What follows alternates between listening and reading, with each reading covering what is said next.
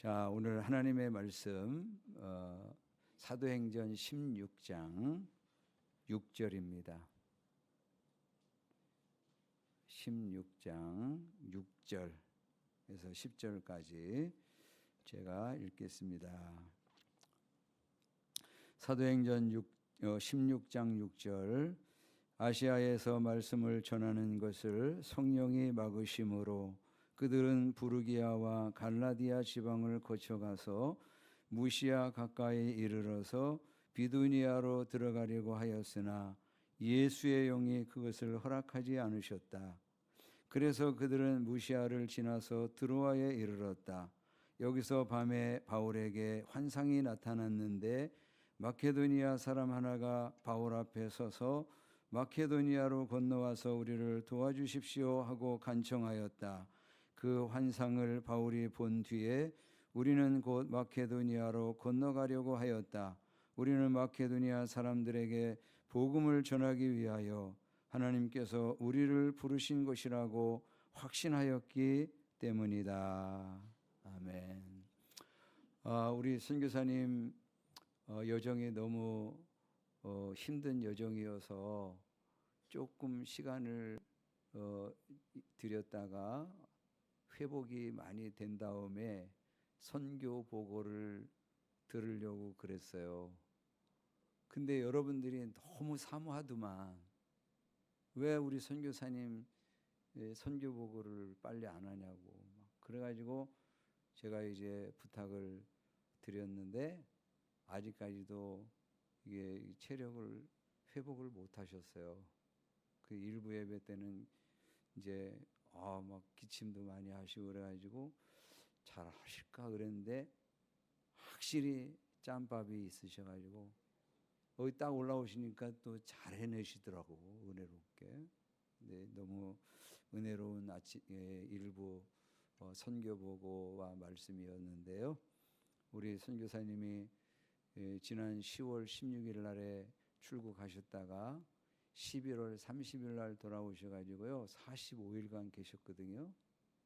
그 이제 힘든 여정인데 돌아오실 때 결정적으로 좀 쉬었다고 오셔야 되는데 거기 유카탄 반도 거기에서 멕시코 시티 수도까지 4시간 비행기 3시간 2시간 비행기 타고 거기 공항에서 2시간 대기했다가 거기서 또 LA로 비행기 4시간 타고 오셔가지고 거기서 또 7시간 대기했다가 거기서 또 13시간 또 인천공항까지 오시고 막 그래가지고 29시간 만에 집에 오셨어. 그게 얼마나 힘드셨겠어요. 그래서 지금 이제 회복 중이신데 오늘 좀 힘드신 여정이지만 그래도 힘을 내서 선교 보고하시고 말씀 전하실 텐데 굉장히 은혜가 될 겁니다. 잘 들으세요. 안녕하십니까.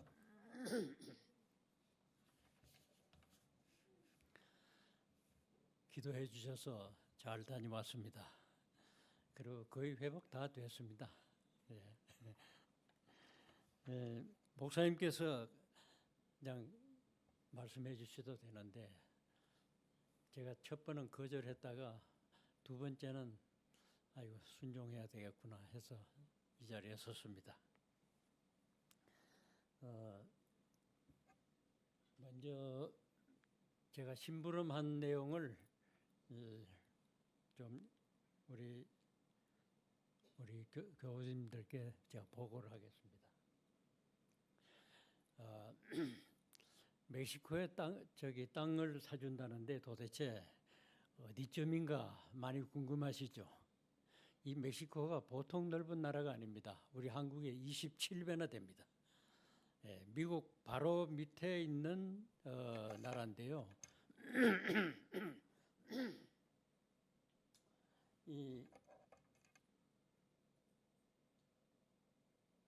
이게 국경입니다. 바로 위가 미국이고요. LA가 여기쯤 있습니다. LA. 그리고 제가 가 있던 곳은 여기입니다. 이게 여기서 여기까지가 거의 LA에서 뉴욕 거리입니다. 예. 여기가 이제 유카탄 반도라 그럽니다.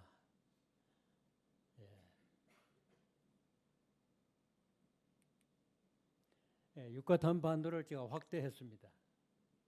제가 있던 곳이 여기입니다. 메리다라는 도시인데 제 막내 처제가 처제 내외가 거기에서 신학교를 해서 좀 도와달라고 해서 제가 이번에 5번째 갔다 왔습니다. 그리고 이쪽 오른쪽 끝에 있는 도시가 칸쿤이라고 하는 세계적인 휴양지입니다. 예. 그래서 여기서 고속도로로 4시간 걸립니다. 저는 여기에 있었고요. 이 고속도로 딱 중간에서 북쪽으로 한 40분 올라가면 띠찌민, 요즘 잘 안 보이시죠? 요 띠찌민이라고 써져 있습니다. 띠찌민이라는 도시가 있습니다. 꽤 큰 도시입니다. 거기에 페르난도 목사님이 목회를 하고 있습니다. 우리가 땅 사준 데가 거기입니다. 그래서 여기서 메리다에서 위쪽 길로 가면 2시간 걸립니다. 위치가 여기입니다. 혹시 기도를 하시더라도 여기 염두에 두시고 기도하시면 좋겠습니다. 지금까지도 이 교회는 전에 말씀드린 대로 그 천주교 교인 집 처마에 달아내서 천막을 치고 지금 여기 예배를 보고 있습니다. 여기도 마찬가지입니다. 여기. 근데 재작년에 제가 갔을 때는 한 50명 모였는데 지금은 80명쯤 모입니다. 그리고 이제 제가 좀 돈 심부름은 잘 했지만은 그냥 돈만 덜렁 주고 돌아오기보다는 땅을 사게 해주고 그리고 그 땅을 본 다음에 돌아가게 해주십시오 하고 기도했는데 하나님께서 그것도 응답해 주셨어요.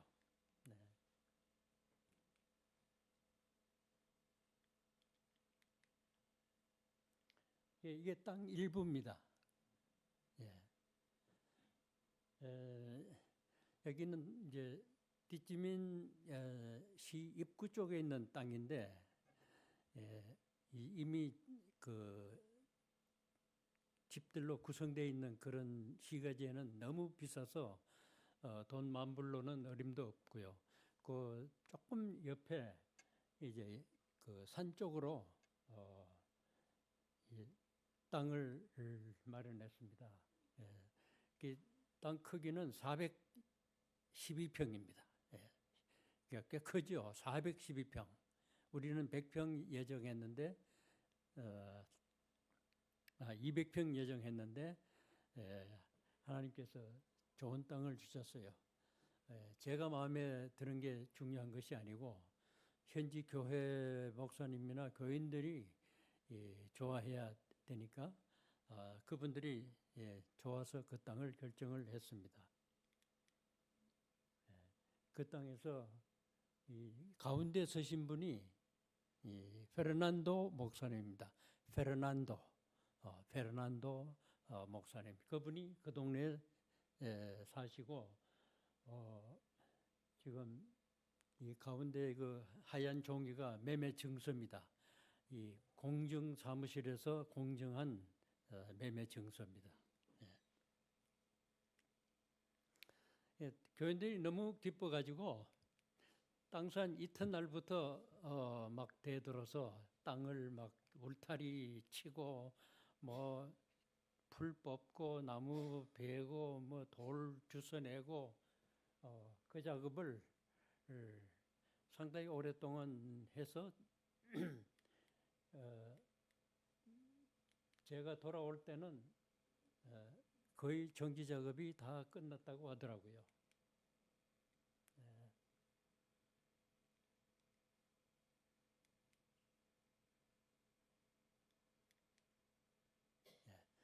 땅 모양은 이렇게 생겼습니다. 이제 등기부 등본에 정확한 그림이 나오겠지만은 제가 그 매매 증서에 기록된 것을 해석을 해보라 그래가지고 제가 모는 종이에 그려봤습니다.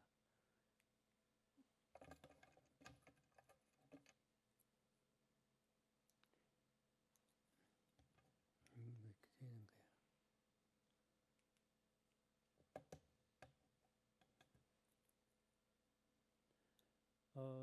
시 입구 쪽에서 이제 이렇게 올라가면 여기 이제 길이 이렇게 있고요. 요 길이가 40m입니다. 그리고 왼쪽 길이가 46m.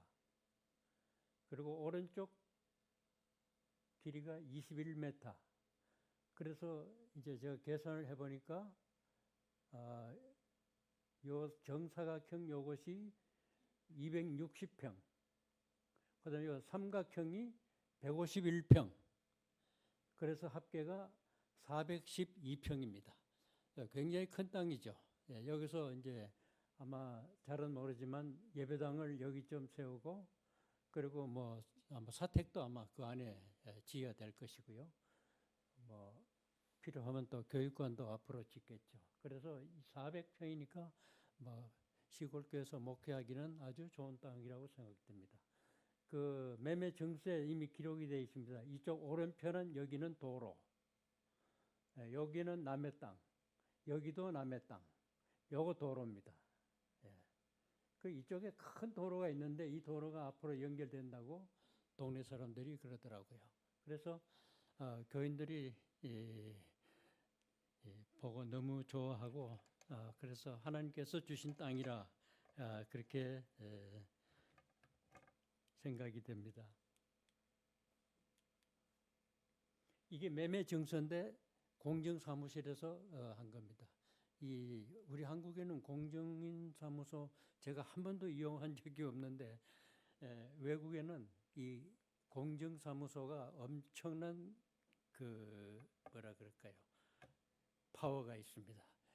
이 나타리우스라고 하는데 거기서 공정한 것은 정부에서 전부 인정을 합니다. 여기에 이제 땅에 대한 설명이 다 들어 있습니다. 이게 스페니쉬로 기록이 돼서 제가 중요한 것만 알고 그 그림을 그렸던 것입니다. 그다음에 이제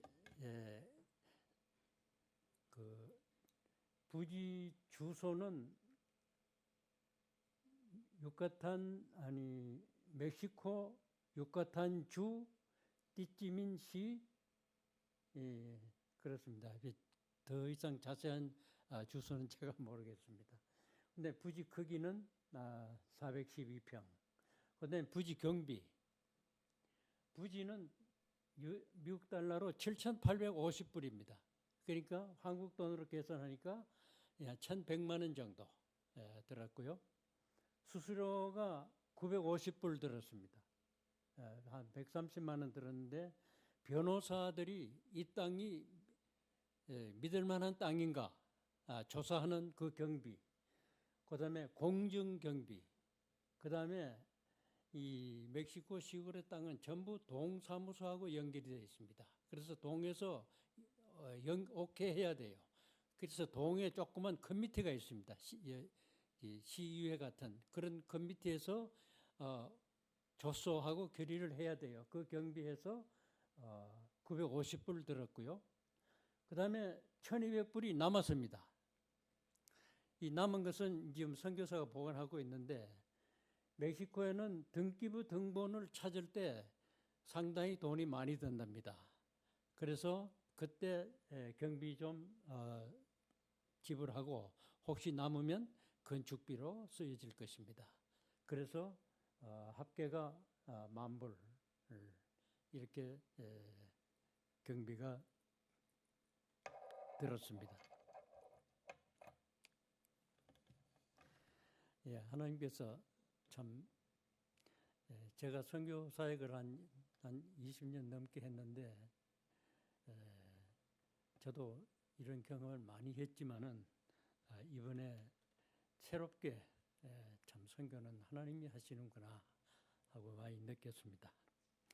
예, 이제 오늘 본문 말씀 잠깐 생각하겠습니다. 이 마게도니아로 건너와서 우리를 도우라. 이 성경 구절은 우리가 너무나 잘 알죠. 이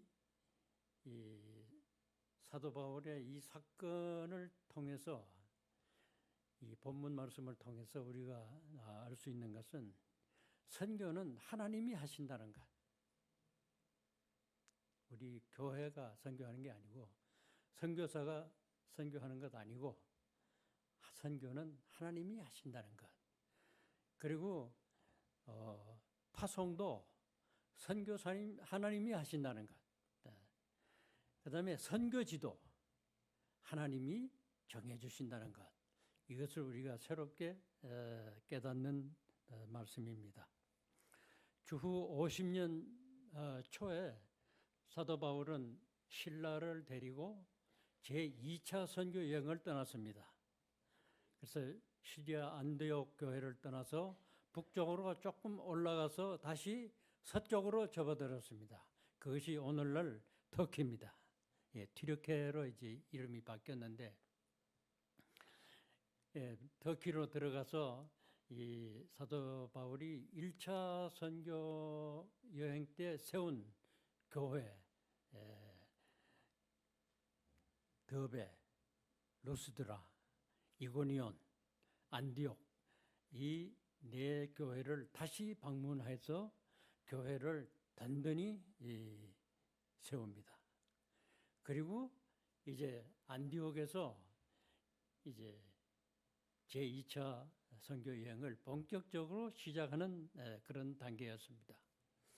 사도 바울은 아마도 2차 선교 여행 떠나면서 2차 선교 여행지를 터키 남서쪽으로 생각을 한 것 같습니다. 그래서 그쪽으로 갈 생각을 가지고 떠났습니다. 떠난 것 같습니다. 그런데 성령님께서 아시아에서 전도를 못하게 하셨습니다. 터키, 그 당시에는 터키 남서쪽을 아시아라고 불렀습니다. 아시아. 성령님께서 아시아에서 말씀을 전하지 못하게 막으셨습니다. 그런데 그쪽에는 참 선교지로서는 참 최고의 선택이었습니다. 그쪽에는 에베소 같은 큰 도시가 있고요. 서머나 또 그런 큰 도시도 있고 사람도 많이 살고, 그래서 사도 바울이 평소에 생각하던 자기의 선교 전략은 사람 많은 곳입니다. 사람 많은 곳에 가서 선교하는 것입니다. 물고기가 많은 곳에 가는 것이죠. 그래서 사도 바울로서는 최고의 선교지 선택이었습니다. 그러나 성령님의 계획은 사도 바울과는 달랐습니다. 사도 바울은 터키를 면하지 못한 것 같습니다. 사도 바울은 그냥 2차 선교 여행도 터키 안에서 생각을 했던 것 같습니다. 그러나 성령님의 계획은 터키가 아니었습니다. 유럽이었습니다. 그래서 사도 바울은 서남 쪽을 포기하고 순종하고 다시 북쪽으로 발길을 돌렸습니다. 북쪽 비두니아로 생각했습니다. 비두니아에도 니케아라는 큰 도시가 있습니다. 그래서 그쪽으로 열심히 걸어 올라갔습니다. 갈라디아를 거쳐서 무시아까지 올라갔습니다. 거기서 비두니아로 들어가려고 하는데 성령께서 예수의 영이 그것도 허락지 않았습니다. 그것도 막으셨습니다. 못 가게 하신 것입니다. 사도 바울은 또 순종했습니다. 순종하고 달리 길이 없었어요. 서쪽, 북서쪽이죠. 북서쪽으로 가는 길밖에 없어서 그 길 따라 그냥 쭉 내려갔습니다. 가다 보니까 바다가 나왔습니다. 거기가 드로아라는 항구입니다.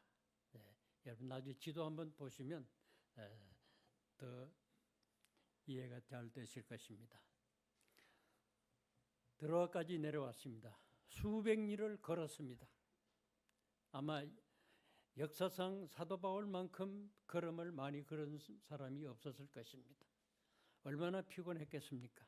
그 일행 실라도 또 디모데도 다 힘들었겠죠. 그런데 거기에 위로가 되는 일이 하나 있었습니다. 드로아에 내려오니까 누가가, 사도행전을 기록한 누가가 기다리고 있었습니다. 동참하겠다고. 예. 그날 밤에 사도 바울이 환상을 봅니다. 그 당시에 이 환상은 하나님의 뜻을 인간에게 알려주시는 하나의 소통 방법으로 사용이 되었습니다. 요즘에는 환상 별로 이제 없죠. 이제 성경책이 나와 있으니까. 그래서 사도 바울이 잠자는데 환상을 보게 됩니다. 마게도니아 사람 하나가 사도 바울 앞에 서서 아마 막 손짓을 했을 것입니다. 마게도니아로 건너와서 우리를 도와주시오 하는 그 모습을 눈으로 보았습니다. 그리고 귀로 마게도니아로 건너와서 우리를 도와주시오 하는 그 호소, 그 간청하는 소리를 사도 바울이 귀로 들었습니다.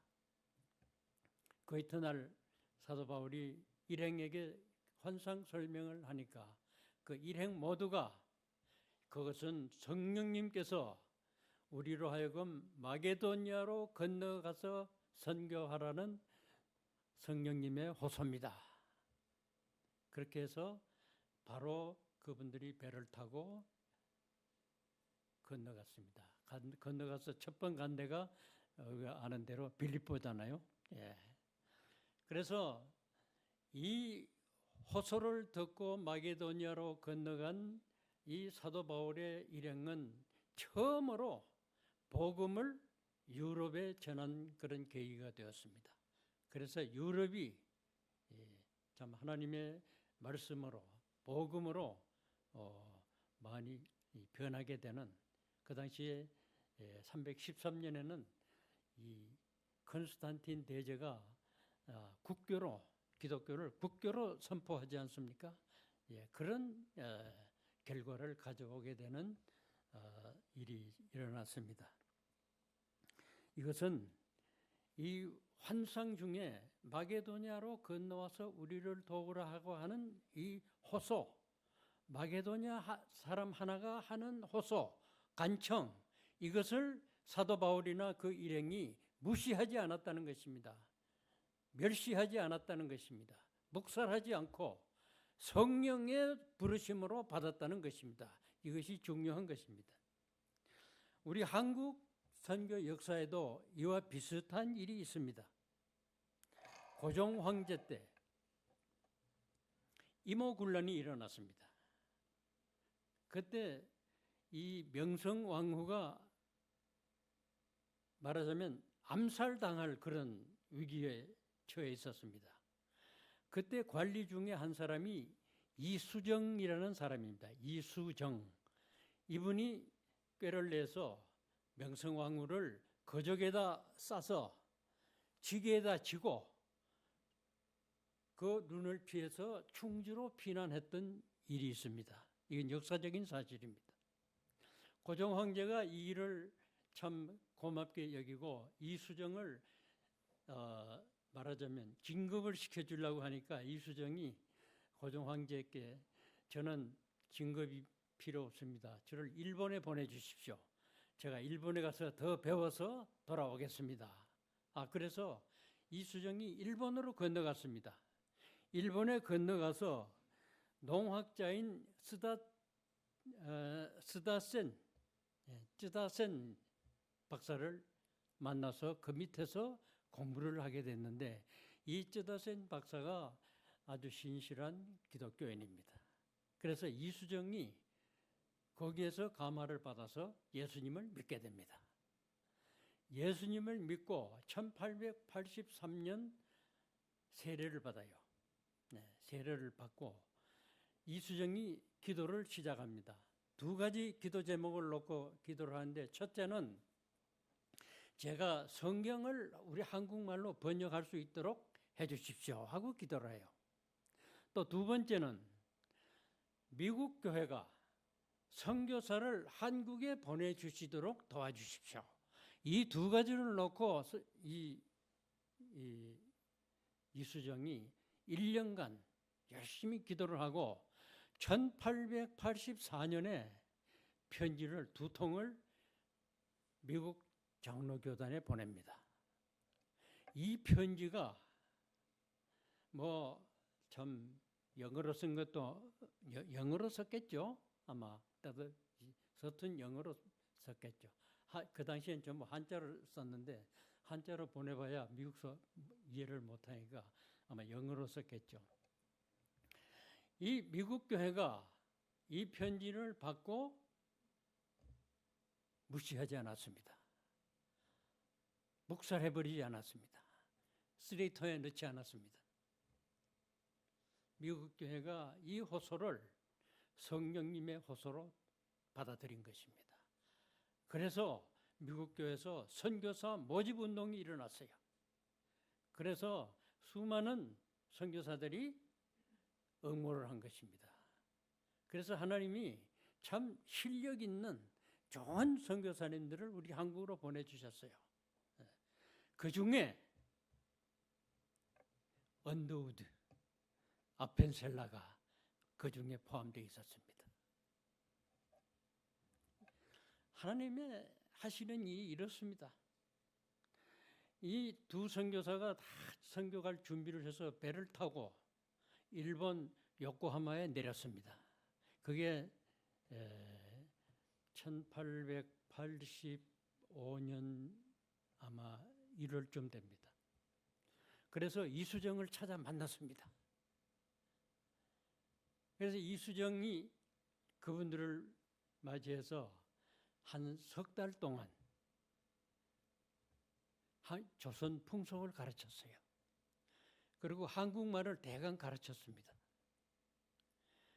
그리고 이 선교사님들이 떠날 때, 그게 아마 4월 초였을 겁니다. 떠날 때 마침 이수정이 번역한 마가복음이 나왔습니다. 이 마가복음을 이 두 선교사님이 들고 인천 제물포 항구에 도착한 것입니다. 그것이 1885년 4월 5일입니다. 하나님이 하시는 일이 이렇습니다. 중요한 것은 이 성령님의 호소, 도와달라는 호소를 묵살하거나 무시해버리지 않고 성령님의 음성으로 듣고 기도하면 하나님께서 그 다음은 하나님이 일을 하신다는 사실입니다.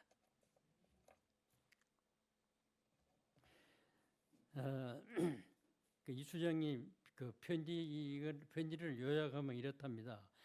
조선에는 많은 백성들이 살고 있습니다. 그러나 조선은 아직 예수님을 모릅니다. 조선은 지금 복음을 전할 황금 시기입니다. 조선에 선교사를 보내주십시오. 이런 내용으로 편지를 썼답니다. 말하자면 조선으로 건너와서 우리를 도우라. 그런 호소였습니다. 여기서 이제 우리가 주목할 것이 있습니다. 이 사도 바울이나 이 미국 교회가 우리를 도와달라고 하는 이 보잘것없는 호소, 무시해버려도 괜찮은, 복살해버려도 아무렇지도 않은 그런 호소를 성령님의 음성으로 들었다는 사실입니다. 우리는 오늘날도 이 선교지의 호소를 그냥 복살하지 말고 들을 수 있는 귀가 우리에게 있어야 합니다. 우리는 선교지에서 우리 개인을 통해서 또는 교회를 통해서 도와달라고 하는 이 호소를 들을 수 있어야 합니다. 그리고 이 호소를 그냥 쉽게 묵살하거나 무시해버리면 안 된다는 것입니다. 그래서 이 호소를 듣고 우리가 기도하면서 하나님께서 도와주실 방법을 알려주십시오 하고 기도하면 하나님이 우리의 기도를 통해서 그 일을 이루신다는 사실입니다. 꼭 해외 선교사가 해외 선교를 고집할 필요는 없습니다. 우리 국내에도 많은 호소가 있습니다. 많은 개척교회 어려운 교회들의 호소가 있습니다. 지금도 성령님께서는 우리의 도움을 요청하는 호소를 하십니다. 근데 하나님은 전능하신 분 아닙니까? 하나님은 못하시는 게 없으신 하나님인데 왜 우리 약한 우리 신자들에게, 돈도 없는 신자들에게 이 도움을 요청하실까요? 우리 하나님은 사람을 통해서 일하시기 때문입니다.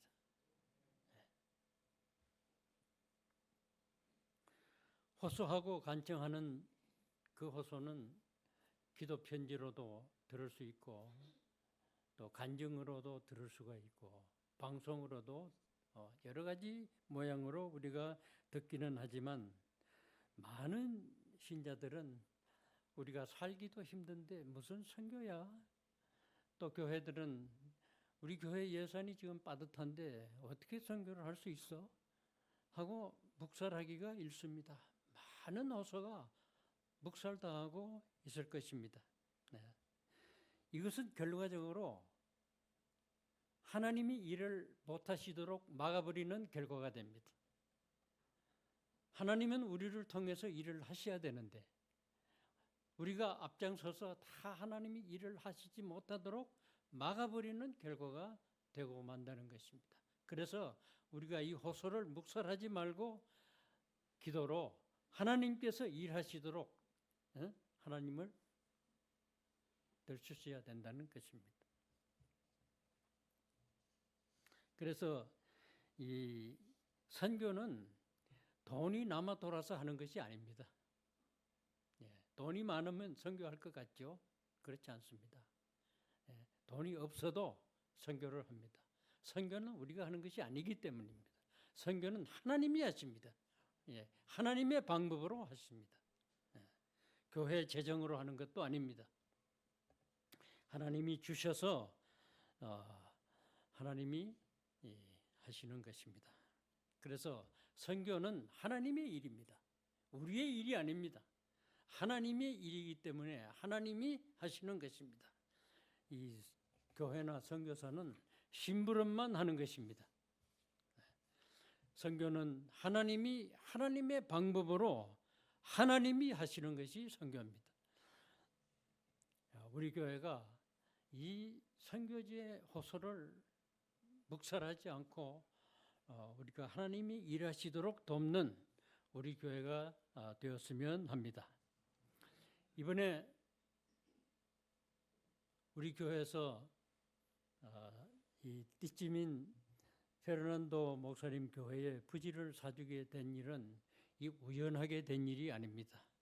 우리 기독교에서는 우연이라는 단어는 쓰지 않습니다. 다 하나님이 하신 것입니다. 재작년에 제가 멕시코에 갔다 와서 이 교회 예배 보는 광경을 보고 참 그들의 호소를 제가 들었죠. 그리고 돌아와서 우리 교회 앞에서 보고를 하면서 이 호소를 전달을 했습니다. 그때 가장 관심을 가장 많이 가지신 분들 중에 가장 관심 가진 분이 제가 눈으로 볼 때 우리 목사님이었어요. 그 당시에. 그러고 2년이 지났습니다. 연초에 제가 또 요청을 받았네요.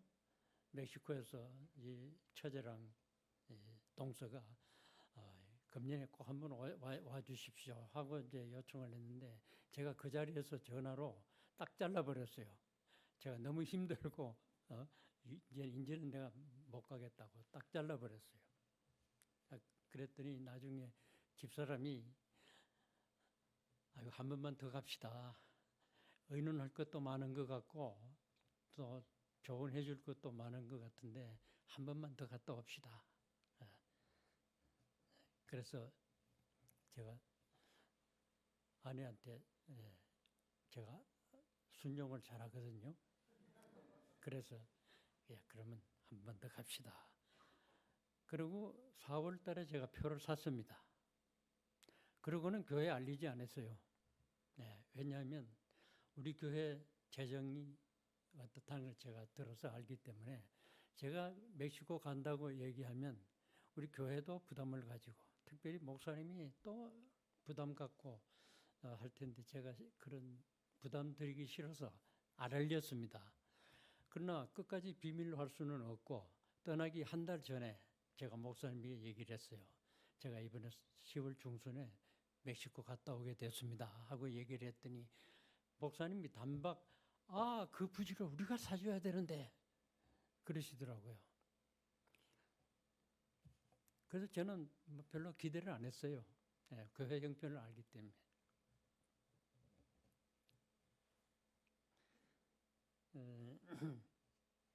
그런데 목사님의 그 호소를 잊어버리지 않고 아마 그때부터 또 기도를 하신 것 같아요.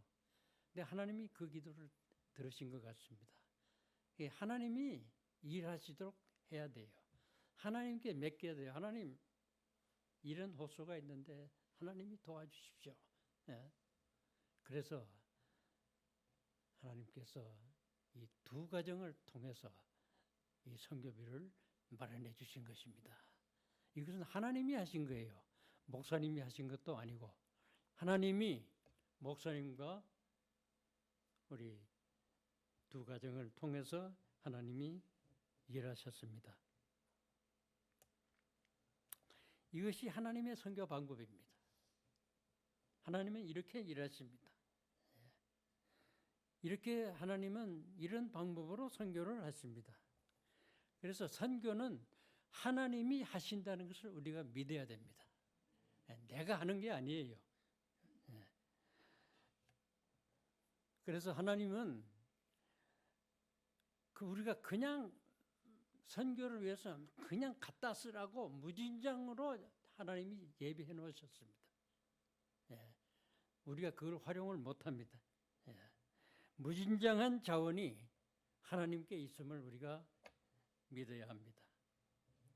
저는 전달하는 심부름만 했지만은 그래도 돌아오기 전에 그 땅을 한번 봤으면 하는 생각이 있었습니다. 그래서 하나님, 제가 돌아가기 전에 땅을 살 수 있도록 해주시고 땅을 한번 보고 돌아가게 해주십시오 했더니 하나님께서 응답해 주셨어요.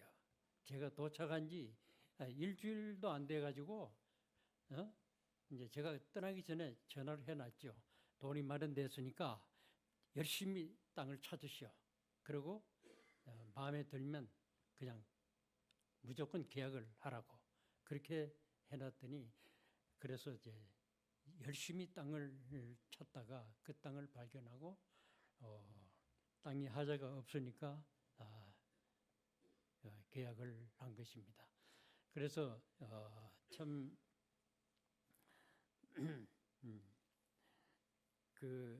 이 땅을 사게 됐는데 이 땅을 갖게 된 이 교회 교인들, 특별히 베르난도 목사님 뭐 좋아서 어쩔 줄 모르죠. 참 제가 우리 교회를 위해서도 기도하고 또 두 가정 위해서도 기도하라고 부탁을 해놓고 왔습니다. 그래서 이제 제가 돌아올 때쯤 돼서는 이 정지 작업이 아마 거의 끝난 것 같고요. 이제 지금쯤은 어떻게 하면 예배당을 지을 수 있을까 고민하면서 기도하고 있답니다. 그 사람들이 참 별로 수입이 없는 사람들입니다. 그래서 계란 몇 개씩 갖다 팔고 그래서 건축헌금 내고 또 어떤 집엔 닭 몇 마리 내다 팔아서 또 건축헌금하고 뭐 이제 별다른 수입이 없으니까요. 그렇게 해서 조금씩 모아서 이제 건축을 조금씩 하는데 참 우리가 볼 때는 너무 한심하죠. 우리는 뭐 교회 짓는다면 1억 헌금하고 뭐 5천만 원 헌금하고 뭐 그렇게 막 작정해서 하잖아요. 이제 거기는 그렇게 하는 형편이 안 됩니다. 그래서 몇 년에 걸려서 간신히 이 벽을 쌓고 또 지붕 올리는데 또 한 1년, 2년 걸리고 이렇습니다. 그래서 지금 어쨌든 그분들이 마음에 들떠서 기뻐하는 모습을 보면서 참 마음이 좋았습니다. 적은 일 같지만 이 우리 교회를 통해서 하나님께서 큰 일을 이루셨습니다. 이 하나님께 감사와 찬양과 영광을 돌립니다. 기도하겠습니다.